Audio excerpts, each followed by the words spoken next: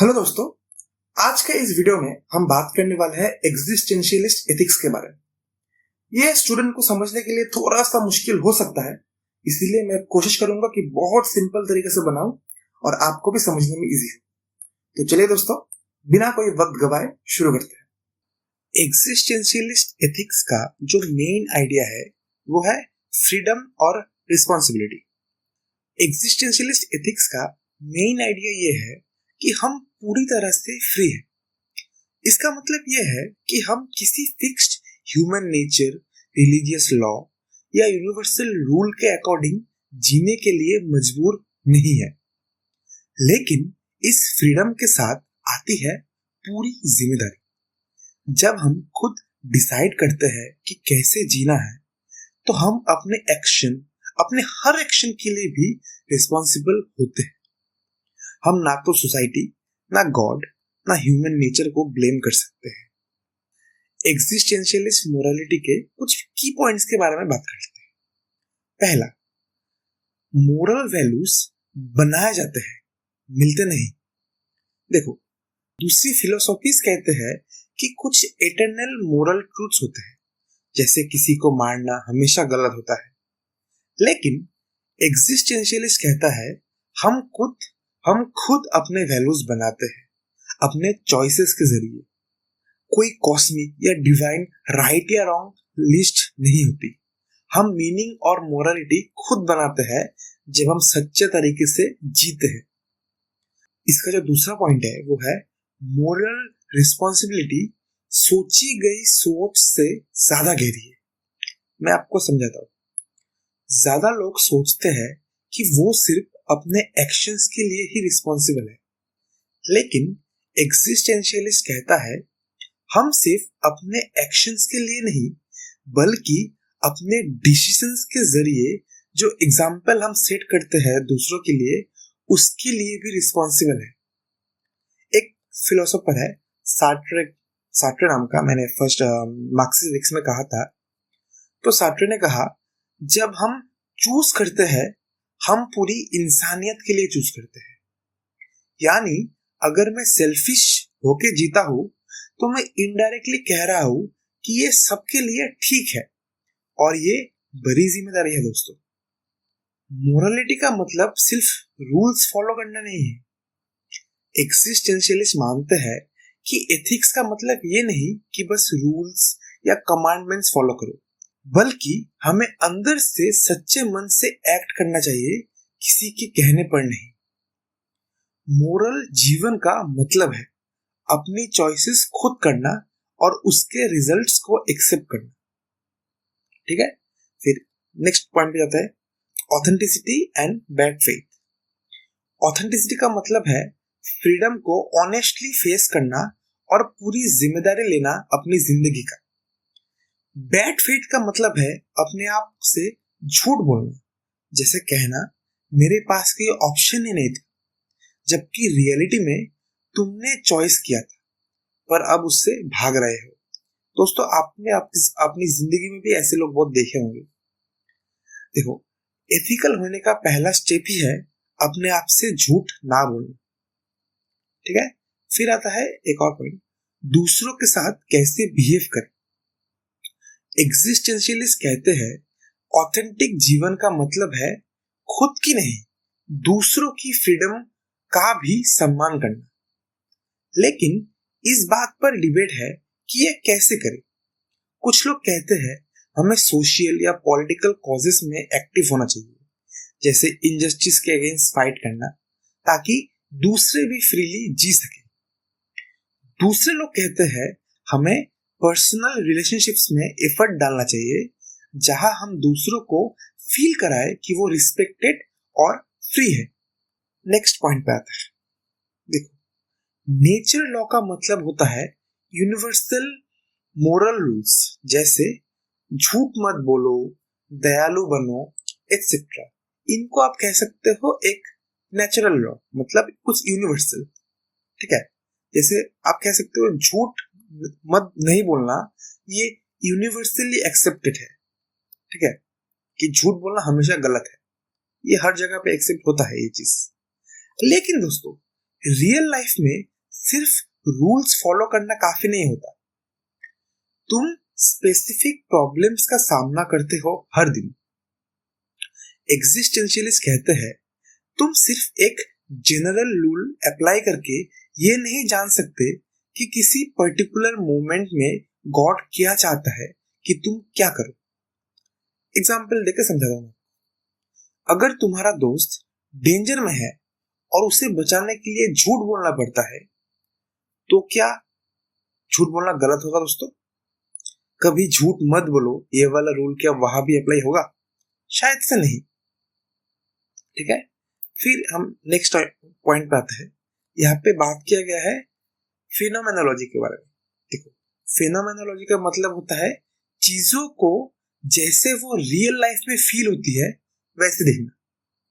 तो existential ethics चाहता है कि तुम देखो क्या हो रहा है, कौन से सिचुएशन में हो रहा है, और सबसे इंपॉर्टेंट तुम्हारा इमोशनल और मेंटल स्टेट तुम्हें समझना पड़ेगा।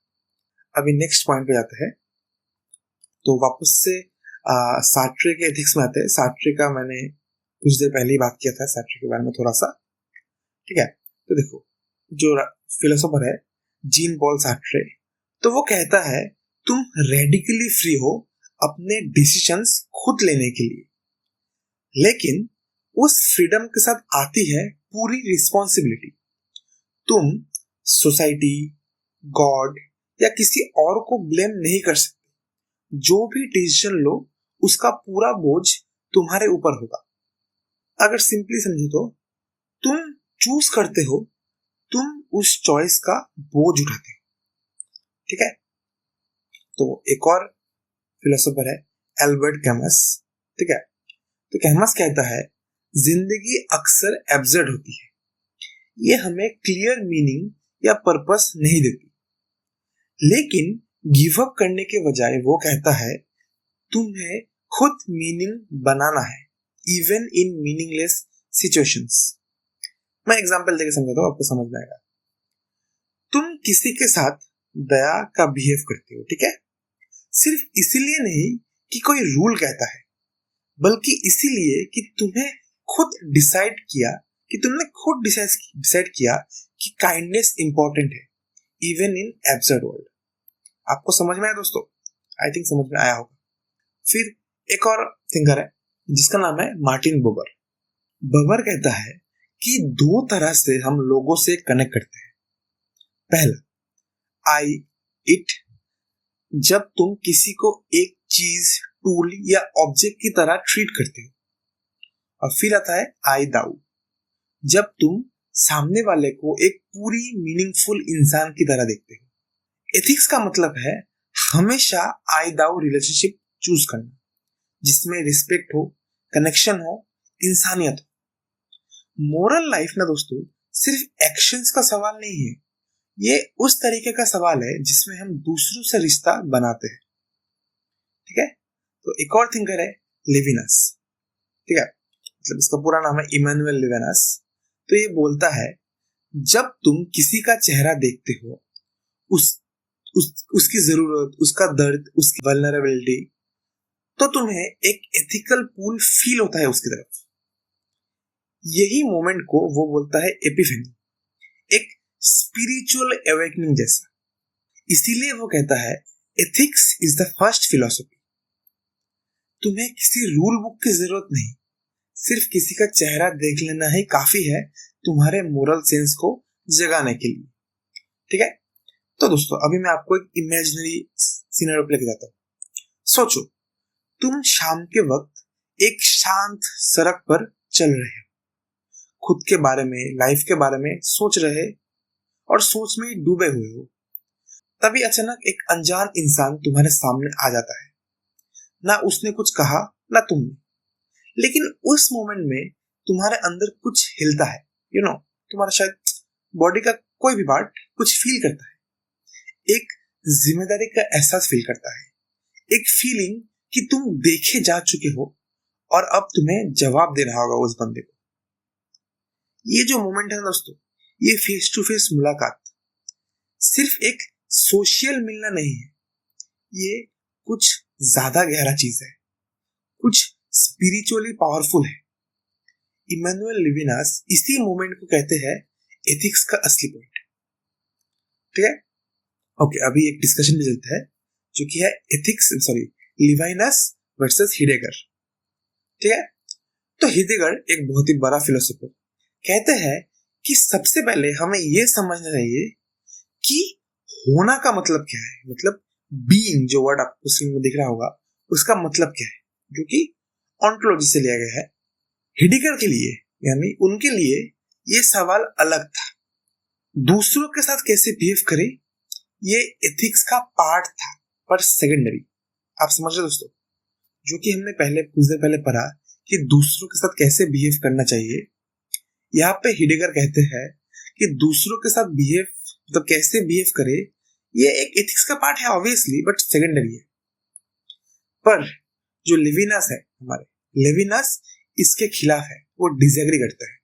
वो कहते हैं नहीं, एथिक्स कोई साइड टॉपिक नहीं है, ये सबसे पहले, इनफैक्ट सबसे इंपॉर्टेंट टॉपिक है। उनके लिए एथिक्स मेटाफिजिक्स से भी ज्यादा इंपॉर्टेंट है। क्यों? क्योंकि हम जो है, हमारी आइडेंटिटी सिर्फ हमारे ख्यालों से नहीं बनती, वो बनती है जब हम दूसरों के साथ टकराते हैं, उनका सामना करते हैं। अभी देखो, एथिक्स का मतलब है दूसरे को महसूस करना। ठीक है, तो लिविनस ने कॉन्सेप्ट दिया फेनोमेनोलॉजी ऑफ अल्टरिटी। सिंपल में अगर आप समझना चाहो, फेनोमेनोलॉजी का मतलब है चीजों को फील करने का तरीका, और अल्टरिटी का मतलब है दूसरे का अलग होना। ठीक है, तो लिविनस कहते हैं चलो समझते हैं कि हम किसी दूसरे इंसान का फेस देखते हैं, उस मोमेंट को अंदर से महसूस करते हैं, तो क्या होता है। मतलब जब हम किसी दूसरे इंसान का शक्ल देखते हैं, उनका चेहरा देखते हैं, और उस मोमेंट हमारे अंदर जो फील होता है उस इंसान के लिए, वो क्या है। ये किसी को सिर्फ ऑब्जेक्ट की तरह देखता नहीं है, जैसे कस्टमर, स्टूडेंट या वर्कर, बल्कि ये महसूस करना है कि वो इंसान अलग भी है और तुम्हारा और तुम्हारे बहुत पास भी है, और इस कॉन्ट्राडिक्शन से तुम्हें होती है एक इनर रिस्पॉन्सिबिलिटी। तो लिविनस इस मोमेंट को कहते हैं एपिफेनी ऑफ द फेस, यानी एक आत्मिक अवेकनिंग। इस मोमेंट पे तुम उस इंसान की ह्यूमैनिटी देखते हो, तुम्हें उसकी कमजोरी और डिग्निटी दोनों महसूस होती है, और तुम्हारे अंदर से उठी एक जिम्मेदारी जिसे इग्नोर नहीं किया जा सकता। ये लॉजिक या रूल से नहीं आती, ये एक इनएविटेबल फीलिंग है। तुम मुंह नहीं मोड़ सकते इससे, तुम प्रिटेंड नहीं कर सकते। यही है दोस्तों, यही है एथिक्स का शुरुआत। ठीक है, तो तुम कह सकते हो इन तक एथिक्स का मतलब है स्पिरिचुअल होना। ठीक है, लिविनस आगे जाकर और कहता है एथिक्स ही स्पिरिचुअलिटी है। मतलब ये अलग चीज नहीं है जैसे रिचुअल या धर्म, ये इंसान होने का असली कोर या सेंटर है, और इससे बड़ा कुछ नहीं, ना रिलीजियन, ना पावर, ना रूल्स। जब तुमने किसी फेस का असली इनकाउंटर कर लिया, तो तुम ऑटोमेटिकली एक रिस्पॉन्सिबल ह्यूमन बन जाते हो। तो यही था दोस्तों एग्जिस्टेंशियलिस्ट एथिक्स के बारे में। तो दोस्तों ये था एक बहुत ही डिटेल्ड एक्सप्लेनेशन एग्जिस्टेंशियलिस्ट एथिक्स का। अगर आपको वीडियो पसंद आई और आपको समझने में इजी हुई, तो प्लीज वीडियो को लाइक कीजिए, चैनल को सब्सक्राइब कीजिए। अगर आपके मन में कोई भी डाउट है अभी भी, तो प्लीज कमेंट्स में बताइए, मैं श्योरली आपको रिप्लाई करूंगा कमेंट्स में बहुत जल्दी। तो तब तक के लिए दोस्तों पढ़ते रहिए, सीखते रहिए, मिलते हैं नेक्स्ट वीडियो में।